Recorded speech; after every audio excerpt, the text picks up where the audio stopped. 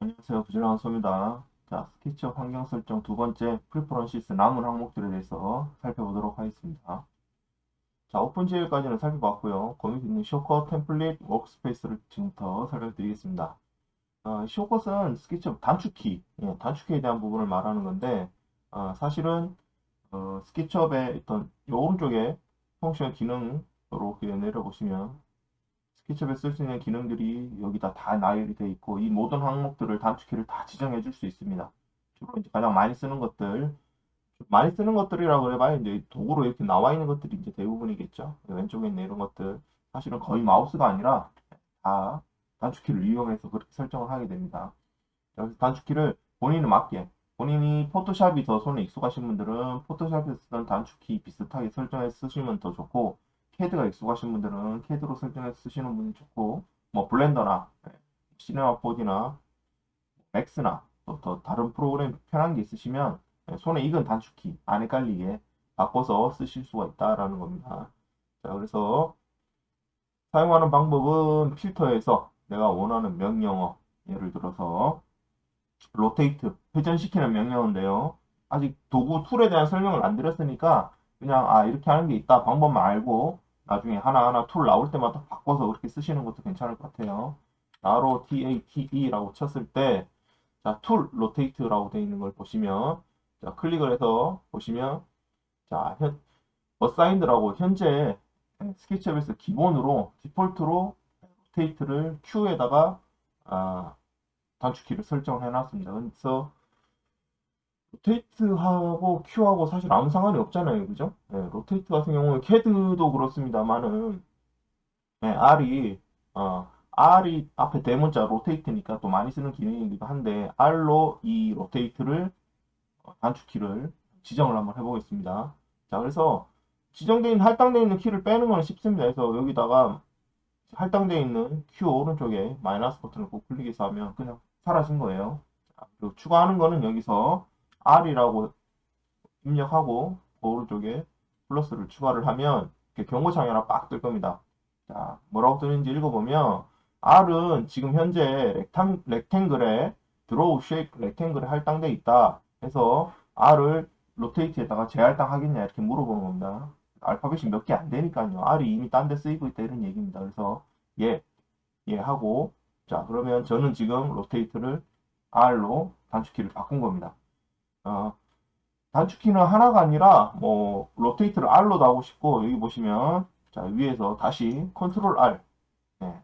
스케치업은 단축키가 이렇게 컨트롤 쉬프트 알트 조합으로도 단축키가 돼요. 자 이렇게 하면 저는 R도 되고 컨트롤 R도 다 로테이트입니다. 하나 더 해보겠습니다. Alt R로 해서 추가를 해도 되고요. Shift R로 해도 되고 또 한 가지 더 보여드릴게요. 컨트롤 Shift R을 해도 되고요. 컨트롤 Shift Alt R을 해도 됩니다. 네, 이런 식으로 컨트롤 Alt Shift 키를 조합해서 단축키를 할당할 수도 있다 이런 얘기입니다. 근데 보통 이제 이런 어떤 컨트롤이나 뭐 컨트롤 C, 컨트롤 V, 컨트롤 Z, 컨트롤 X 이런 식으로 윈도우에서 공용으로 쓰는 단축키들이 있죠. 그래서 사실은 스케치업에서 단축키를 뭐 컨트롤 Alt Shift 조합을 해서 만드는 거는 그렇게 추천드리지는 않습니다. 그래서 지금 필요 없는 거 다시 빼서 이런 식으로 조합을 하시고 근데 아까도 말씀드렸다시피 알파벳이 글자 수가 제한적이고 또 캐드 같은 경우는 뭐 렉탱글 같은 경우는 R, E, C 이렇게 단축키 설정이 가능한데 스케치업은 한 글자밖에 안 돼요 알파벳이 그래서 알파벳이 한계가 있다 보니까 이런 식으로 설정하다 보면 어쩔 수 없이 컨트롤 R 이런 조합을 써야 되는 경우가 나올 수밖에 없는 겁니다. 그래서 이건 어쩔 수 없이 기본 윈도우 키랑 중복 안 되게 설정 잘 하셔서 그렇게 쓰시고요. 자, 아까 보시면 아이고 이게 뭐라고 하고요. 자, 아까 보시면 지금 제가 R을 로테이트에 할당하면서 아까 잠깐 경고창에 렉탱글의 단축키가 없어졌습니다. 그래서 다시 렉탱글을 찾아보겠습니다. REC라고 치면 자, 선 그리는 렉탱글 명령어에 단축키가 빠져 있습니다. 자, 나중에 도구를 설명할 때 설명드리겠습니다만은 이 스케치업에서 이 렉탱글 툴 가장 많이 쓰는 툴 중에 하나가 될 겁니다. 그래서 이게 단축키가 반드시 지정이 되어 있어야 됩니다. 그래서 자, R을 저는 로테이트 할당을 했기 때문에 저 같은 경우는 컨트롤 R을 이런 식으로 할당해서 컨트롤 R을 하면 화면에 사각형을 그린다. 이렇게 저 같은 경우 쓰고 있습니다. 근데 절대로 추천하지 않습니다. 편한 대로 쓰세요. 왜냐하면 컨트롤 R 가장 많이 쓰는 툴이다 보니까 저 같은 경우는 하루에 수백 번 이거 하다 보면 손가락이 아파요. 근데 처음에 버릇을 이렇게 들여놓는 바람에 이걸 바꾸지를 못하는 겁니다. 그래서 처음에 습관, 버릇이 중요한 거니까 오히려 추천하는 건, 오히려 추천하는 건 렉탱글을 사각형을 R로 그리시고요. 아까 봤던 로테이트 정말 이거를 이런 식으로 Q라고 설정해서 쓰는 것도 괜찮은 방법이다라는 생각이 듭니다. 왜냐하면 로테이트가 처음에 캐드에서 넘어오느라 이 Q가 너무 안 익숙해서 저 같은 경우는 Q를 R로 바꿔서 쓰고 렉탱글을 컨트롤 R로 바꿔서 쓰다 보니까 그렇게 버릇이 돼버렸는데 이런 것들은 본인이 편하게 그렇게 쓰시면 됩니다. 자, 그렇게 설명을 드렸습니다. 단축키. 자, 앞으로 이제 툴 설명할 때 단축키 어떻게 하나씩 설정해서 쓰고 또 자기가 작업하는 스타일에 따라서 많이 쓰는 툴이 있으니까 그런 툴들은 자기가 단축키를 설정해서 사용하시면 되겠습니다. 자, 그리고 그 밑에 있는 항목 템플릿 같은 경우는 이제 스케치업 기본적으로 시작할 때 제일 첫 번째 스케치업 실행하면 뜨는 그 웰컴 윈도우 있죠? 뭐 환영합니다 어쩌고저쩌고 뜨는 그 화면에 여기에 있는 이 템플릿들이 다 하나씩 나오게 되는 겁니다. 그래서 보시면 뭐 인치로 기본 첫 시작하면은 뭘로 할 거냐 미리 만들어 놓은 템플릿이다 이거예요. 그래서 인치로 유닛이 설정이 되어 있고 사람도 하나 있고 하늘도 이렇게 보이는 이런 템플릿도 있고 밑에 내려보시면 하늘은 없는데 아키텍처 건축에서 주로 많이 쓰는 어떤 인치나 밀리미터나 해서 이런 식으로 되어 있는 템플릿도 있고요. 또 그 밑에 좀 내려보시면 플랜뷰라고 해서 땅도 필요 없고 그냥 흰색에 하늘에서 내려다보면 2D로 캐드처럼 보는 어떤 그런 식의 설정하는 화면도 있고 쭉 내려 어반 플래닝이라고 해서 또 뭐 사람도 아예 없이 또 하늘만 10개 나오는 또 랜드스케이프 또 이제 하늘 땅이 녹색 잔디 깔려 있는 것처럼 이런 식으로 나오는 것들 그다음에 우드워킹 인테리어 지금 여기 보시면 이제 3D 프린팅 스케치업이 주로 많이 쓰이는 어떤 그런 부분들에 적합한 그런 템플릿을 미리 만들어 놨다 이렇게 보시면 되겠습니다. 아까 보셨다시피 다시 한번 볼까요? 심플 간단한 거 아키텍처 건축 그다음에 플랜뷰 계획 얼반 플래닝 도시계획 랜드스케이프 뭐 조경 뭐 이런 조경이라고 할까요? 그다음에 우드워킹 목공 인테리어 그다음에 3D 프린팅 이런 부분에서 다 스케치를 유용하게 사용되니까 여기서 자기가 원하는 마음에 드는 거 뭐 제가 이렇게 이걸로 해서 이렇게 시작하면 이렇게 시작되는 거예요 기본이. 자, 그러나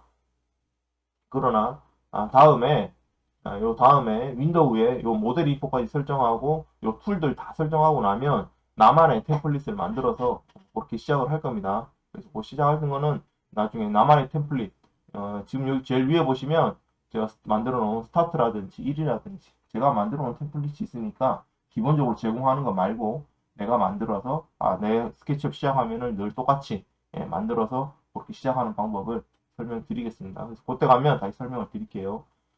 그리고 그 밑에 워크스페이스에 보시면 툴 팔레트에 Use Large 버튼 툴이라고 해서 이 아이콘들을 크게 쓰겠냐 이런 겁니다. 그래서 하면 아이콘 커져요. 이렇게 그냥 윈도우 프리프 너무 크죠? 작업 환경, 작업 영역을 조금 더 넓게 쓰기 위해서 이렇게 작게 버튼을 작게 그리고 어차피 단축키를 많이 쓰니까요. 작아도 상관없습니다. 자, 그다음에 마지막에 있는 리셋 워크스페이스 이게 요건 미리 말씀을 좀 드릴까요? 그 스케치업의 워크스페이스라는 거는 자 이런 건 예를 들어서 스케치업을 자, 창을 제가 조금 줄여볼게요. 자 이런 식으로 해서 이런 식으로 화면 스케치업 안이 아니라 밖에다가 이런 식으로 스케치업을 밖에다가 빼서 제가 이렇게 쓸 수가 있는 거죠. 이렇게 쓸 수 있고 이제 듀얼 모니터 쓰시는 분들 같은 경우에는 이제 왼쪽 모니터에 작업 화면만 있고 이런 어떤 트리 같은 것도 오른쪽으로 다 보내서 이렇게 쓰시는 경우도 있고 뭐 이렇게 쓰시는 분들이 있는데 이런 분들 같은 경우에 윈도우에 프리퍼런시스에 요걸 클릭을 하시면 다시 어떤 리셋 저장돼 있던 그 환경 상태로 이렇게 다시 달라붙습니다. 그 얘기예요. 별건 아닙니다. 별건 아닌데 뭐 어떻게 왜 이거를 말씀을 드렸냐면 자 다시 창 크기를 조금 키워보고 말씀드리겠습니다. 스케치업 요즘 사실은 이제 그 사무실이나 특히 건축 설계나 이런 거 하시는 분들 거의 다 듀얼 모니터를 쓰실 텐데 스케치업이 주 모니터가 변경이 되고 왔다 갔다 하다 보면 스케치업 창들이 안 나타나는 경우가 종종 있습니다. 카페에서도 자주 질문하는 내용 중에 하나인데 줌 모니터가 변경됐을 경우에 스케치업의 어떤 아까 보셨던 이 트레이가 그쪽 모니터에 가는 걸로 돼 있어서 이게 안 나타나는 경우가 종종 있어요. 그런 경우에 아, 그 스케치업 지금 공식 도움말에 보면 공식 스케치업의 공식 도움말 트림블 사이의 공식 도움말을 보면 스케치업은 공식적으로 다중 모니터를 지원하지 않습니다. 이렇게 나와 있어요. 그래서 그런 경우에 이 워크스페이스 리셋을 눌러서 나오게 해라. 뭐 이런 식으로 얘기를 하는데 이거 눌러도 안 나옵니다. 어차피 버그예요. 한 10년 넘게 지속된 버그고 아직 고치지 않는 겁니다. 그래서 그런 걸 때는 그런 문제가 발생했을 때는 그냥 안 나오면 얘가 이렇게 하라고 했구나 이거 기억하시면 돼요. 그럴 때는 모니터 설정에 들어가서 다중 모니터 설정 좌우를 바꿨다가 다시 원래대로 돌렸다가 하면 나타나는 경우가 있으니까 이거는 어차피 쓸 일은 거의 없다. 이렇게 알고 계시면 되겠습니다. 자, 이렇게 해서 스케치업 프리퍼런시스 이제 나머지 항목들 쇼커 템플릿 워크스페이스에 관한 항목들도 또 설명을 다 드렸습니다.